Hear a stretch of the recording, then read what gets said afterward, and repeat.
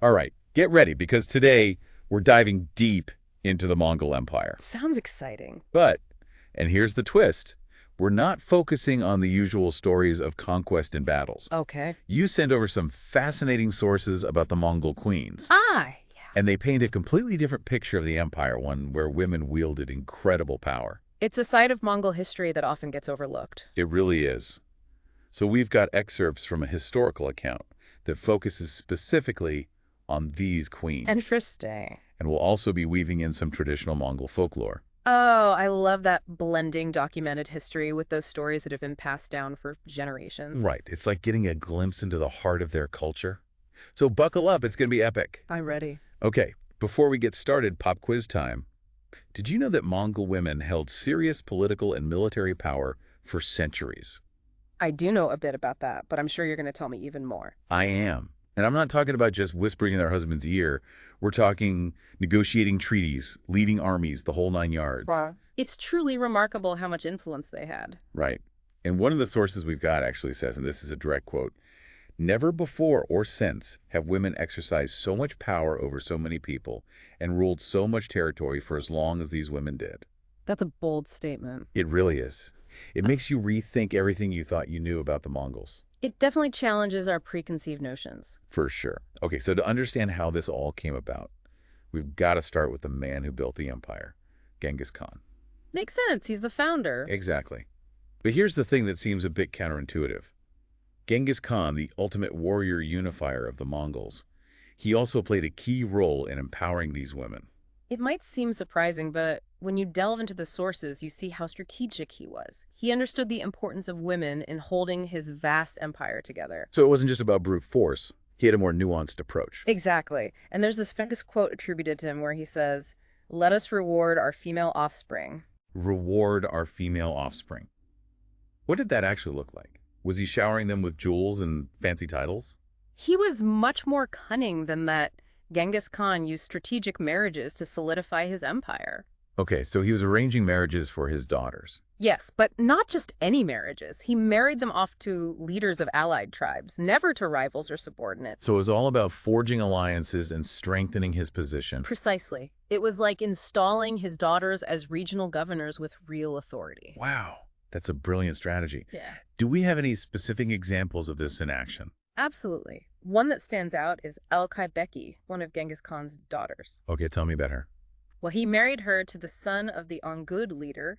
Good. Who were they? They were this ancient Turkic tribe who controlled a crucial part of the Silk Road. The Silk Road. Wow, that was a major trade route essential for the entire empire. He entrusted that much power to his daughter. It shows the level of trust he had in his daughters and his understanding of their capabilities. He wasn't afraid to place women in positions of true power. Okay, so Beki is clearly a major player. But was this kind of influence limited to just Genghis Khan's daughters? What about other women in the empire? The influence of women went far beyond bloodlines. The term Khatun means queen, and it wasn't just a fancy title. So these Khatuns, they held real authority. They did. Whether they were wives or daughters-in-law of the ruling Khans, these women had influence. So it wasn't just about marrying the right guy. There was a system in place that recognized female lineage and influence. Yes, and there are some amazing examples like Sorkok Tani. Who was she? She was a daughter-in-law of Genghis Khan, known for her political savvy and her support of education. Sounds impressive. She wielded immense influence throughout the empire. Okay, this is all fascinating, but to really understand the significance of these powerful queens, we need to picture what life was like in the Mongol Empire back then. You're right. It's important to have that context. So imagine the vast steppes of Mongolia, right? A nomadic culture constantly on the move, living in those portable round dwellings called makars. Yes, and relying on their herds, especially horses. And deeply connected to the land and its spirits. Absolutely. It was a harsh but vibrant way of life. There's this great story in the sources about Genghis Khan's mother. Oh, yes. The one about her white camel and black cart. Exactly. It just paints such a vivid picture of their lives. And it highlights the significance of those details. Women owned the churgers and the carts, and their status was often connected to their mode of transportation. Interesting. Yeah. So tell me more about that. Well, most women would use oxen or yaks to pull their carts, but Genghis Khan's mother had a white camel, a symbol of her elevated position. It's amazing how those little details bring a whole culture to life. And in this mobile, adaptable society, women's roles were clearly essential. Absolutely. They weren't confined to domestic tasks. They were active participants in every aspect of Mongol life. They managed the herds, packed and moved the daggers, and played vital roles in decision-making. This wasn't a society where women were sidelined. They were partners. And then a pivotal moment happens. Genghis Khan dies in 1227. What happens to the status of women after his death? Does everything continue as before? That's where we see a shift. And sadly, not all of Genghis Khan's successors shared his vision for women's leadership. So the empowered queens, the strategic marriages, the respect for women's influence, it starts to unravel. To some degree, yes. The sources mention a chilling example involving Ogode Khan, one of Genghis Khan's sons. What did he do? He ordered a brutal attack against the Oirat women. Oh, wow, that's awful. It was. Many historians interpret this as a sign of the empire's changing values, a move away from the inclusive approach of Genghis Khan. It's heartbreaking. But did Mongol women just fade into the background after these setbacks? Not at all. They continued to assert their influence, often challenging the shifting power dynamics. Really? Give me some examples. Yeah. How did this resistance manifest? There are some incredible stories. For instance, there's Tortagine. Okay, tell me about her. She was a Khatun who defied her own son to protect her friend from persecution. Wow. She went up against her own son. She did. Her story is wild. She was forced into marriage twice, raised sons, who often disregarded her wishes, yet she still managed to maneuver one of them into the position of emperor. That's incredible. What resilience. She was a force to be reckoned with. Speaking of strong women, we can't forget about Kutalun. Ah, Kutulun, the warrior princess. A truly fascinating figure. The sources describe her as this incredible horsewoman and archer. She even dominated in wrestling, which was traditionally a male domain. Exactly. And she even had her own jurji, a symbol of power and authority usually reserved for men. So you're breaking all the rules. She was. She fought alongside her father and defied every expectation placed upon women in her time. It's inspiring. Yeah. But even with these incredibly powerful women, the Mongol Empire eventually began to decline. It's true, internal conflicts, a shift away from Genghis Khan's original system, the loss of their nomadic skills after generations of ruling in China, it all contributed to their downfall. It's a classic rise and fall in a way. Mm-hmm. But before we wrap up this part of our deep dive, we need to talk about another remarkable woman, Manduhai the Wise. Manduhai. She comes much later in Mongol history when the empire was fragmented and weakened. But she refused to let it fade away, right? Absolutely not. Imagine this. She tracks down a descendant of Genghis Khan, marries him, and elevates him to the position of Dayan Khan. So she's not just a queen, she's a kingmaker. Exactly. She effectively revived the lineage and sparked a resurgence of Mongol power. That's incredible. What set Manduhai apart from the earlier Mongol rulers? Well, unlike some of the Khans who focused on expanding territory through conquest, Manduhai prioritized unifying the Mongols within their traditional lands. So a more inward-looking approach. Yes, she understood that internal strength was key to their survival. A truly wise approach. So we've gone from a Khan empowering his daughters to a Khatun reviving the dynasty centuries later, encountering warrior princesses and queens who defied emperors along the way.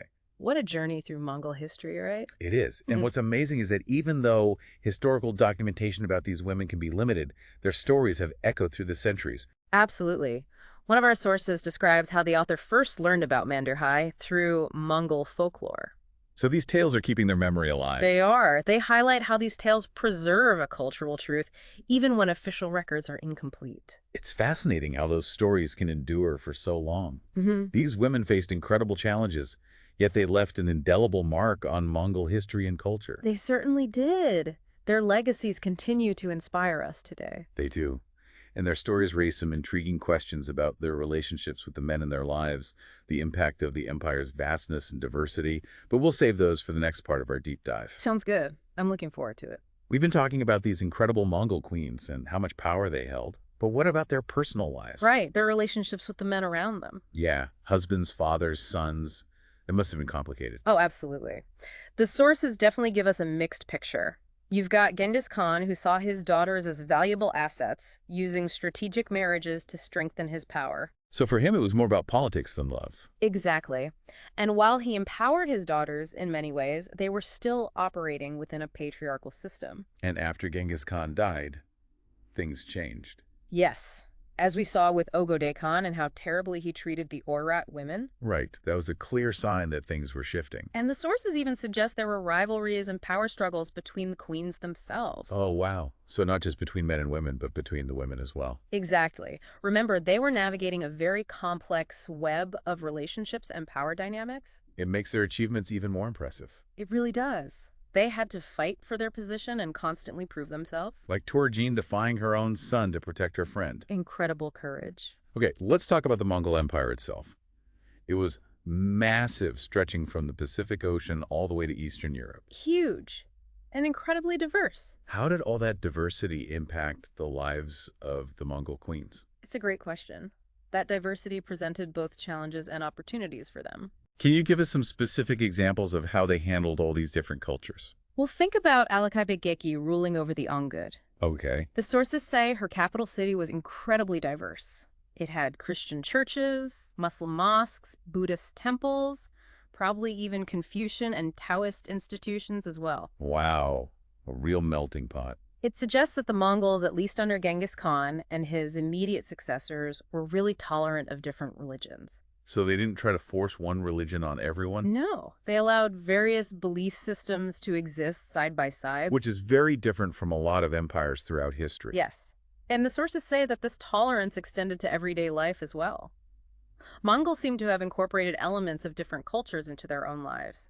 Clothing, food, even ideas. Like they were creating their own unique cultural blend. Exactly. And this adaptability, this openness to new things was a key part of their success. Okay, so we've talked about how the empire shaped the lives of these queens, but what about the reverse? How did the queens shape the empire? Their influence was significant. They acted as regional governors, negotiators, advisors, all these vital roles that helped to keep the empire stable. And we can't forget Manduhai and her role in preserving the Mongol lineage. Absolutely. Her actions had a huge impact on the future of the Mongols. It's clear that these women were far more than just wives and mothers. They're shaping history. They were active agents shaping the political, cultural, and even spiritual landscape of their time. It really challenges our understanding of women in power throughout history. It does. It reminds us that women have always been influential, even if their stories aren't always told. And it raises so many questions. What were the things that allowed for this system where women held such important positions? That's a question that historians are still debating. Some think it was the Mongols' nomadic lifestyle where women were equal partners. Others point to the political needs of the empire. It was probably a combination of factors. Most likely. And it's important to remember that even within this system, things changed over time. Like we saw with the decline in women's influence after Genghis Khan died. Exactly. The Mongol Empire was constantly evolving. So why do you think these stories about the Mongol queens are often overlooked? Well, part of it is that history has often focused on men. But in the case of the Mongols, I think there's more to it. Like what? Well, think about the vastness of their empire, all the different cultures they interacted with. Many of those cultures had very different views on women and their place in society. So the idea of these powerful Mongol queens would have been shocking to some people. Exactly. Imagine trying to explain Kutulin, the warrior princess, to someone who believed women should only stay at home. It would have completely blown their mind. And when something challenges your beliefs that strongly, there's a tendency to just ignore it. So maybe people downplayed the role of these women to make the Mongol Empire fit into a more familiar narrative. It's a possibility. People in power often want to maintain the status quo, and powerful independent women can be very disruptive. It's a reminder that history is always being rewritten, and who's telling the story makes a big difference. It does. Yeah. And that's why it's so important to keep questioning the dominant narrative and searching for those missing voices.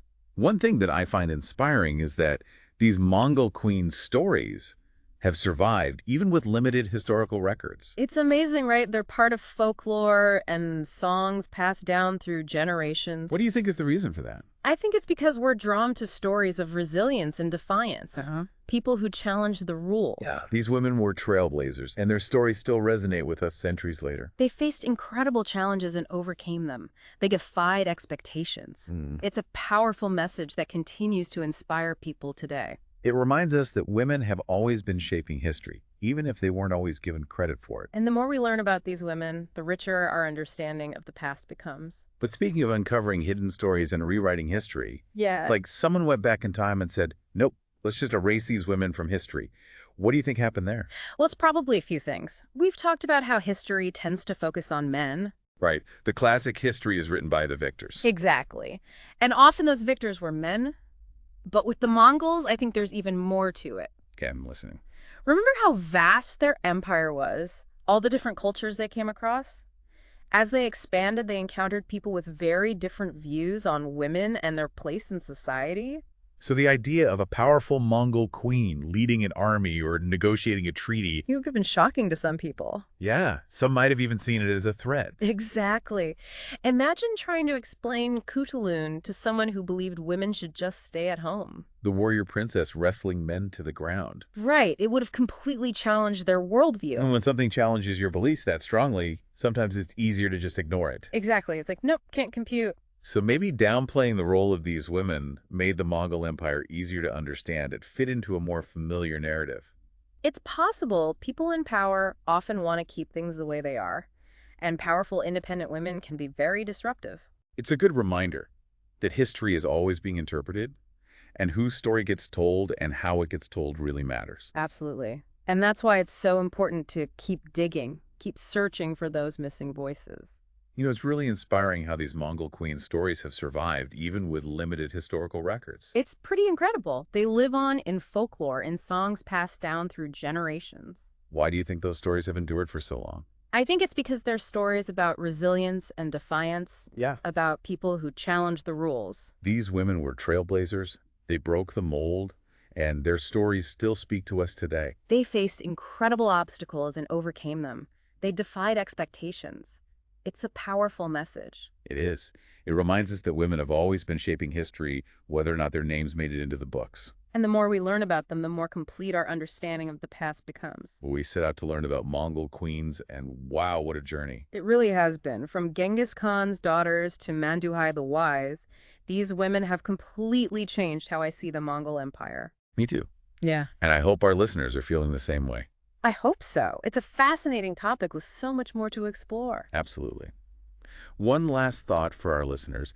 One thing that really struck me was how, even as the empire was in decline, Mongol women maintained a level of independence that was unusual for that time. That's a great point. What do you think it was about their culture that allowed for that? It's a question worth thinking about. It is. So to everyone listening, we hope this deep dive has sparked your curiosity about the Mongol queens. And inspired you to keep exploring and keep asking questions. Until next time, happy digging.